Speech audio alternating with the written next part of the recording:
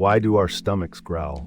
It's a curious question with roots in the complex workings of our digestive system. When you haven't eaten for a while, your stomach and intestines perform a series of muscle contractions called peristalsis, moving remaining food, gas, and fluids, producing those familiar rumbling and growling sounds. This is often more noticeable when the stomach is empty because the sounds aren't muffled by food.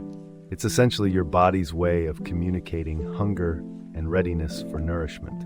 Interestingly, our brains can interpret these sounds as important signals, prompting us to seek food and refuel, an evolutionary mechanism ensuring our survival.